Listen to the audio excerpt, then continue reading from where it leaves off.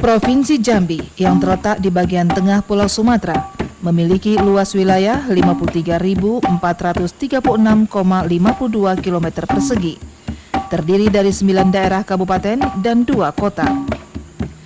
Topografi Provinsi Jambi terdiri dari daratan dan perbukitan, memotong pegunungan kawasan Bukit Barisan, terhampar di kawasan tropis yang juga beriklim tropis. Kota Jambi memiliki moto Jambi Bernas, yaitu bersih, ekonomi maju, rukun, aman, adil, dan sejahtera. Di samping sebagai ibu kota Jambi, juga merupakan ibu kota Provinsi Jambi. Mengawali perjalanan wisata di Provinsi Jambi ini, di Museum Negeri Jambi dapat kita lihat bukti-bukti temuan dari perjalanan sejarah Jambi, berupa peninggalan benda-benda kuno seperti senjata, peralatan rumah tangga, dan berbagai motif kain batik tempo dulu.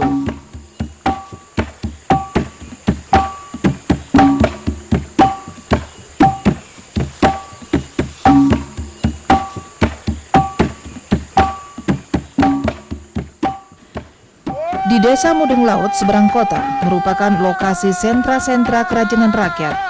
Salah satunya adalah Sanggar Batik Selaras Pinang Masak, yang bangunannya mencerminkan arsitektur khas Jambi. Di sini kita dapat menyaksikan berbagai ragam dan corak batik Jambi yang terbuat dari sulaman benang emas serta songket bermotif ragam hias geometris yang naturalis. Di kawasan ini juga kita dapat mengenal adat istiadat dari keturunan suku Melayu.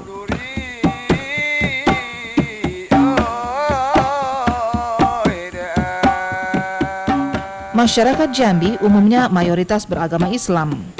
Pengaruh agama Islam ini sangat kentara pada seni budaya yang tumbuh dan berkembang di lingkungan masyarakat Provinsi Jambi. Seni budaya Melayu sebagai akar seni budaya masyarakat Jambi berakulturasi dengan seni budaya masyarakat pendatang, yang kemudian menciptakan seni budaya baru. Akulturasi seni budaya dari berbagai unsur masyarakat dengan segala aktivitas dan pengaruhnya menjadikan perkembangan seni budaya lebih beragam dan dinamis sesuai dengan perkembangan daerah masing-masing. Tentu saja hal ini akan menambah kekayaan seni budaya masyarakat Jambi dan menjadikan daya tarik tersendiri bagi pengembangan pariwisata.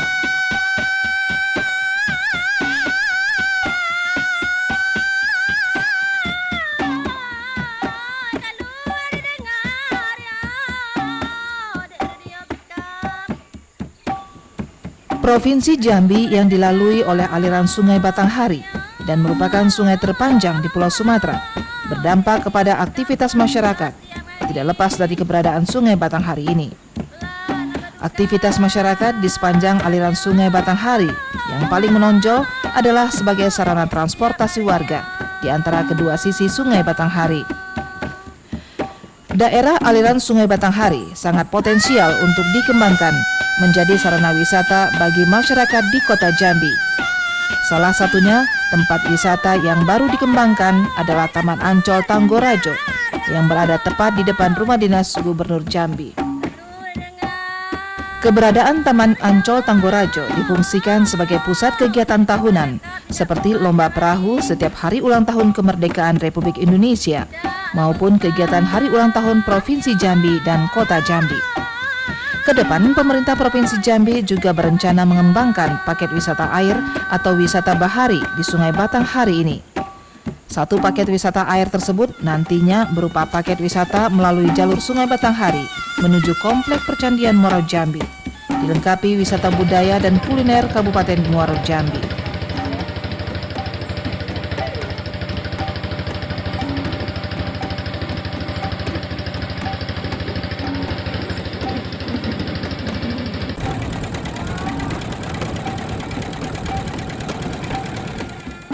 Upaya pemerintah Provinsi Jambi mengembangkan Taman Ancol Tanggorajo sebagai salah satu tujuan wisata adalah dengan membangun kios bagi ratusan pedagang makanan di sisi Sungai Batanghari sejak tahun 2003 lalu. Sedikitnya terdapat 148 pedagang makanan yang mangkal di sekitar Taman Ancol Tanggorajo. Jagung bakar adalah makanan yang paling menonjol di antara beberapa jenis makanan yang disajikan oleh pedagang di sini.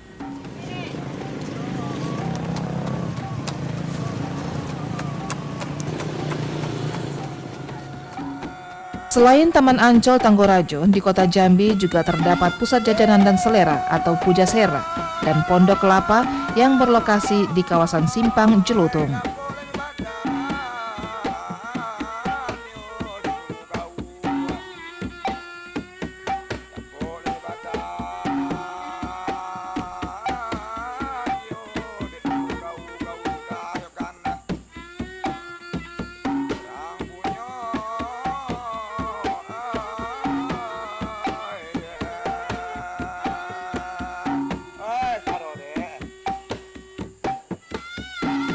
Ini adalah komplek percandian Muaro Jambi. Di komplek percandian ini merupakan bukti peninggalan sejarah masa lampau. Peninggalan sejarah ini membuktikan kebesaran dan kejayaan Jambi tempo dulu. Ada Candi Tinggi, Candi Gempung, Candi Astano, dan Candi Kembar Batu. Ada lagi Candi Gedong, Candi Kiraton, dan Candi Kotomahligai. Dari bentuk bangunan dan peninggalan benda-benda sejarah yang ditemukan di kawasan Muaro Jambi ini menunjukkan peninggalan dari kebudayaan Hindu-Buddha yang didasari kitab sejarah dinasti Tang pada tahun 618 hingga 906. Saat ini, situs Candi Muaro Jambi telah didaftarkan di UNESCO untuk menjadi salah satu warisan dunia. Jika ini berhasil, percandian Muaro Jambi tidak hanya menjadi milik Provinsi Jambi atau Indonesia, namun akan menjadi milik masyarakat dunia.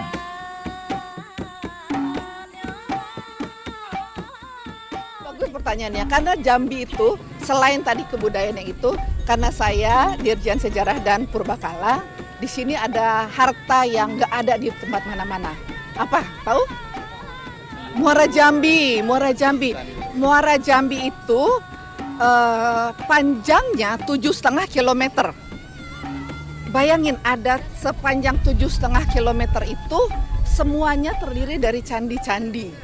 Jadi itu tidak ada di Indonesia di bagian mana yang lain. Jadi saya udah sepakat dengan Pak Gubernur, kita mau kembangkan daerah tersebut sebagai kekayaan heritage-nya, cagar budayanya Jambi, tapi sekaligus juga bagian dari emas tadi Pak ya, ekonomi maju.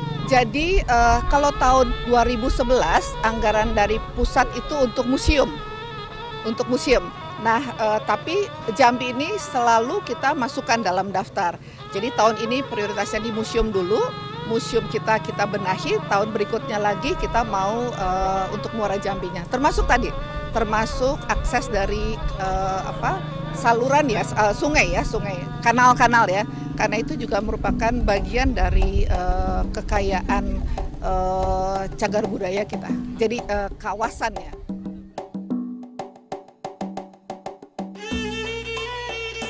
Komplek Percandian Muaro Jambi yang merupakan komplek percandian Buddha ini luasnya mencapai 2.612 hektar, terluas bentangan alamnya di Indonesia. Komplek candi ini diperkirakan berasal dari abad ke-7 hingga ke-13 Masehi.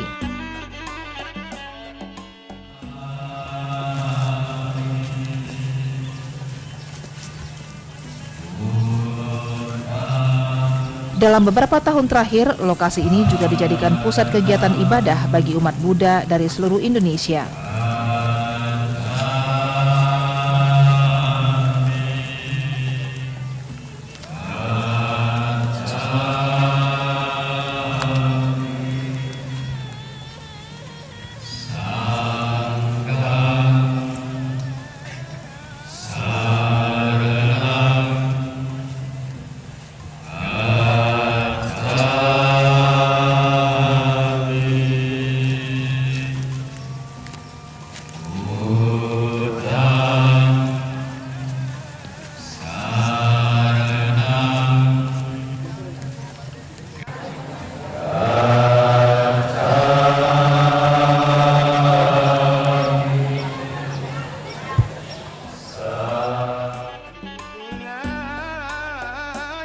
Pada bagian lain, pada kawasan percandian ini terdapat sebuah telaga. Menurut cerita sejarahnya, telaga ini merupakan tempat permandian para raja. Itulah sebabnya telaga ini dinamakan Telago Rajo.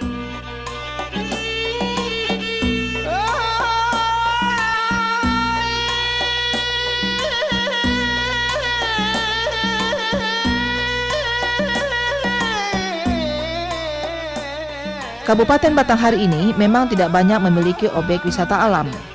Namun di daerah yang terkenal dengan sebutan Bumi Serentak Baregam ini, kita akan terpesona dengan wisata agronya.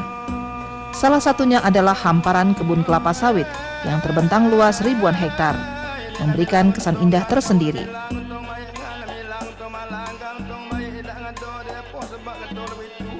Tak hanya kebun kelapa sawit, kita juga dapat menyaksikan pohon karet yang berbaris rapi, hijau, teduh, menciptakan nuansa baru dan rasa damai.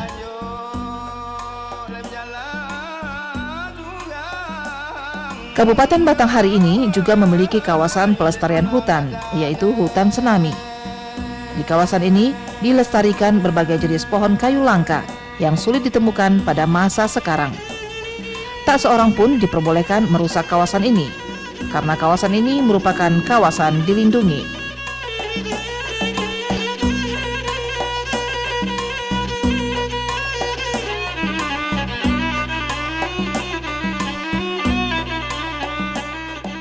Bukit Bulan merupakan salah satu kawasan yang berada di Kecamatan Limun, Kabupaten Sarolangun, Provinsi Jambi.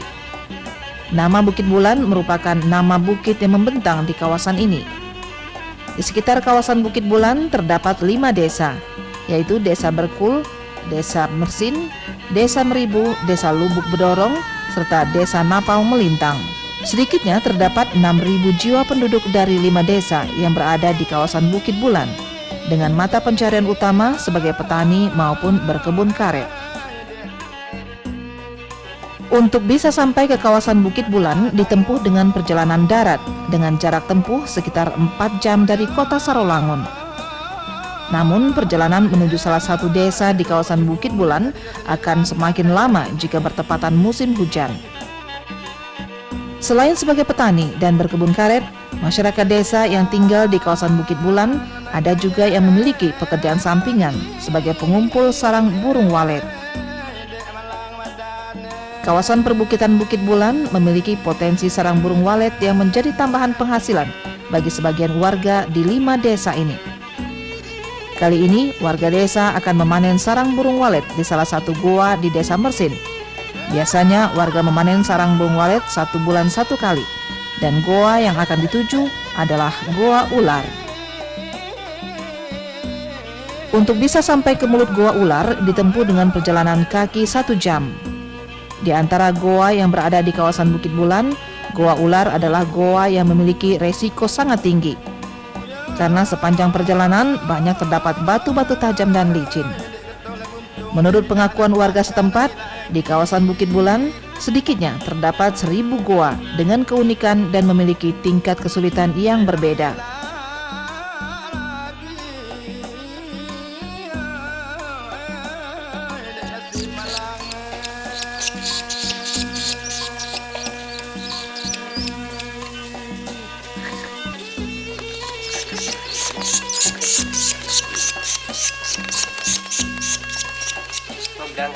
Ini bisa dijadikan objek wisata karena goa ini menurut saya tempatnya indah, bagus ya.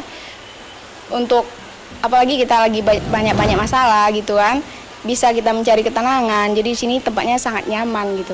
Oh, ini pengalaman pertama saya masuk ke sini karena tadi memang penasaran gimana ini goa ini. Saya juga belum pernah masuk goa, jadi memang penasaran bagaimana rasanya, bagaimana nikmatnya di goa ini. Katanya pemandangan-pemandangannya sangat indah gitu. Ya namanya sih ada banyak sih goa-goa di sekitar Bukit Bulan ini, katanya jadi objek-objek wisata. Itu kan seperti di Sungai Beduri situ, itu ada goa peta. Saya juga sempat pernah masuk di sana, cuman tidak sampai ke dalam gitu. Masalahnya saya itu anti masuk goa seperti ini, sebenarnya gelap kan. Tapi nggak tahu tadi saya sempat penasaran gimana sih bagusnya goa itu. Jadi penasaran, saya pengen ikut gitu.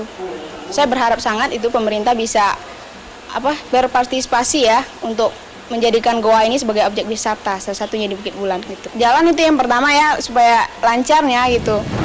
Kalau jalannya udah lancar, pastinya dari pengunjung-pengunjung dari luar daerah gitu kan gampang masuk ke sini. Jadi bisa semakin ramai, semakin bagus jadi dijadikan objek wisata di sini gitu.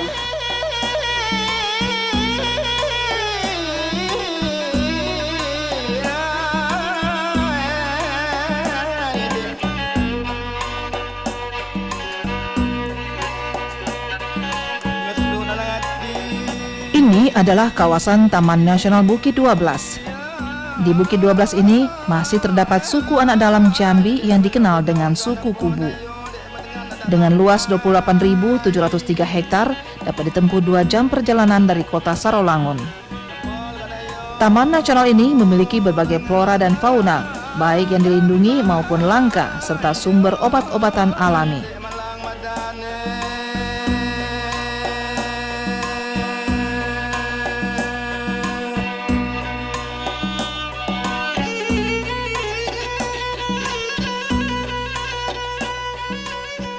Melewati jalan lintas Sumatera, sampailah kita di Kabupaten Merangin dengan ibu kotanya Bangko. Kabupaten Merangin yang merupakan daerah perbukitan memiliki berbagai objek wisata alam, petualangan, dan wisata olahraga. Salah satunya kegiatan olahraga arung jeram. Lokasi olahraga air penuh tantangan dengan spesifikasi grade 3 yang membutuhkan skill khusus ini dapat diarungi dengan starting point dari Desa Markeh dan finish di sekitar Desa Biuku Tanjung dengan lama arung 4 hingga 5 jam.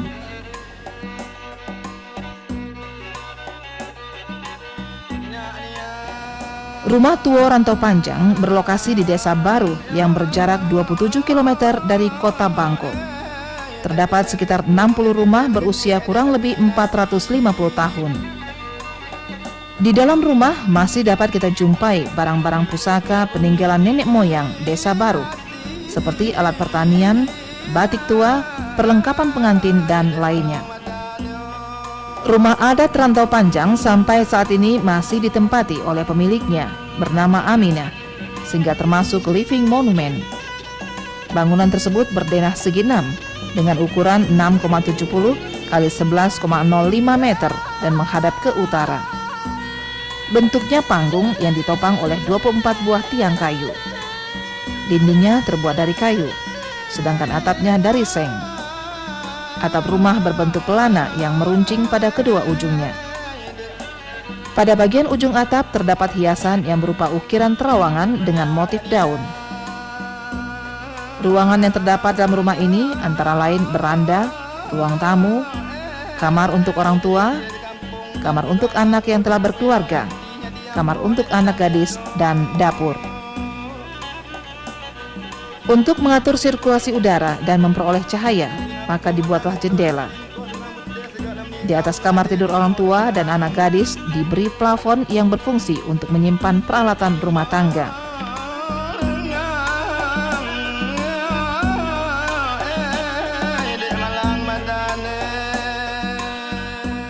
Keindahan dan kekayaan alam serta hasil karya manusia merupakan 2 jenis daya tarik bagi para wisatawan. Keindahan alam yang berupa pegunungan hijau, lembah, air terjun, dan sebagainya dapat kita jumpai di Kabupaten Kerinci. Daerah yang berhawa sejuk ini kaya dengan berbagai potensi pariwisata alam.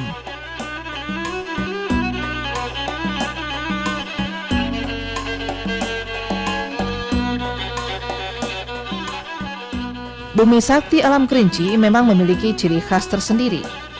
Sebelum dimekarkan, kota Sungai Penuh dahulunya merupakan ibu kota Kabupaten Kerinci. Alamnya dikelilingi oleh barisan perbukitan dan pegunungan, sehingga jika dilihat dari atas menyerupai kuali yang berukuran besar. Di kota Sungai Penuh juga terdapat Bandara Depati Parbo.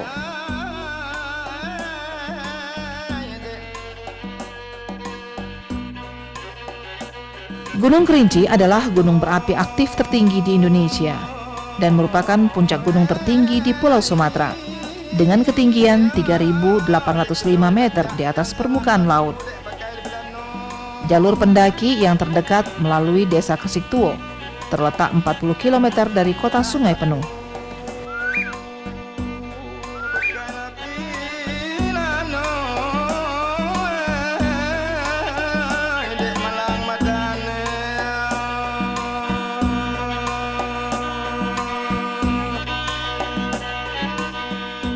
Selain panorama pegunungan, hamparan perkebunan teh kayu aro terluas di dunia dalam satu hamparan ini memiliki luas 2.600 hektar. Ini semakin memperindah panorama alam di Gunung Kerinci.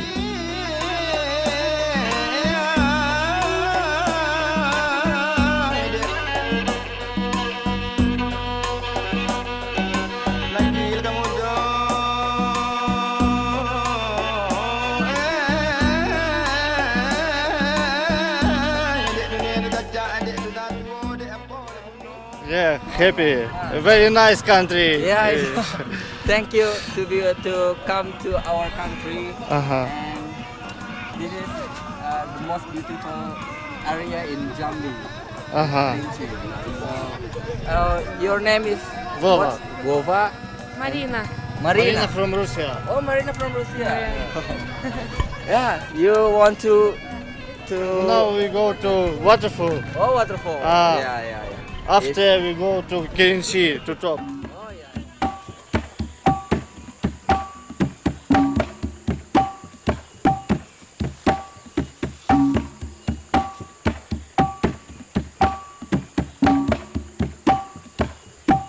Sebuah danau yang sangat indah diapit oleh 7 puncak gunung.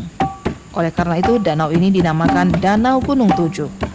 Danau ini terletak di ketinggian 1996 meter di atas permukaan laut dan merupakan danau air tawar tertinggi di Asia Tenggara. Untuk sampai ke lokasi Danau Gunung 7 ini, kita memerlukan waktu 2,5 jam berjalan kaki dari desa Pelompek Kayu Aro. Kendati lokasi Danau Gunung 7 ini cukup sulit untuk dicapai, namun banyak wisatawan asing yang datang ke sini. Karena selain objeknya yang sangat indah, mereka juga sangat menyukai perjalanan yang penuh tantangan.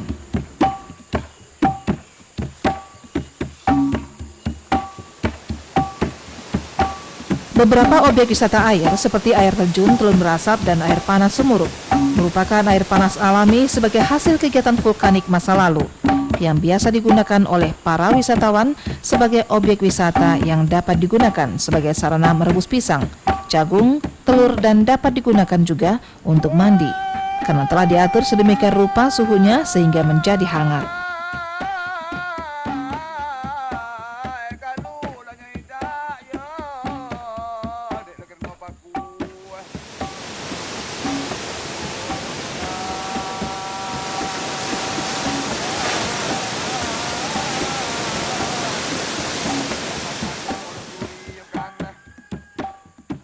Masjid Agung Pondok Tinggi terletak di tengah kota Sungai Penuh yang dibangun tahun 1874 oleh masyarakat Pondok Tinggi. Pada awal mulanya hanya berupa dinding yang terbuat dari bambu dan atap terbuat dari anyaman daun kelapa. Pada tahun 1890 direnovasi dengan dinding kayu ukiran yang bercorak Persia, Roman, Mesir, dan lokal Kerinci.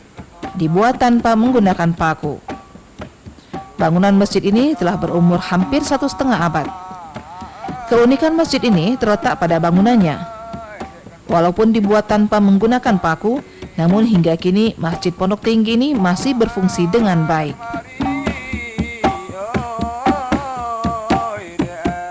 Selain Masjid Agung Pondok Tinggi, terdapat juga Masjid Kuno Lempur Tengah.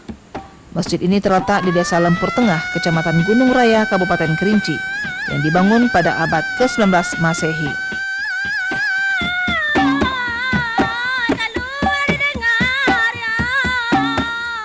Danau seluas 4.200 hektar ini merupakan danau kaldera yang masih alami. Dikelilingi oleh perkampungan yang memiliki beragam adat istiadat dan seni budaya. Terletak di Desa Sanggaran Agung, sekitar 20 km dari kota Sungai Penuh.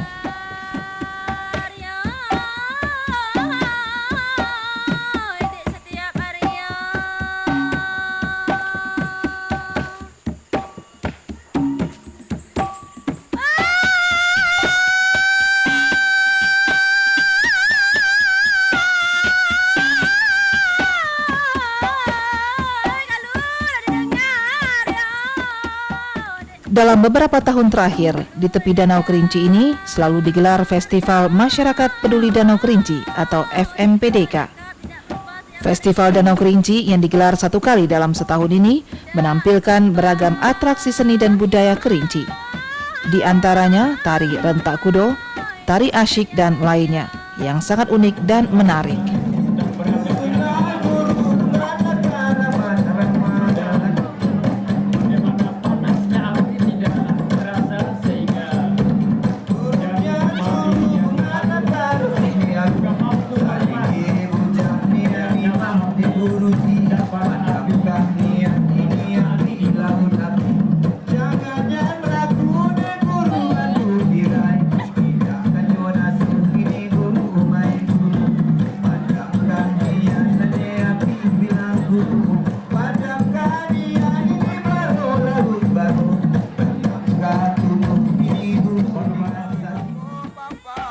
Selain objek wisata alam, ada lagi objek wisata sejarah dan budaya, seperti batu megalitik, di antaranya batu bertulis, batu gong, batu lesung, dan batu patah.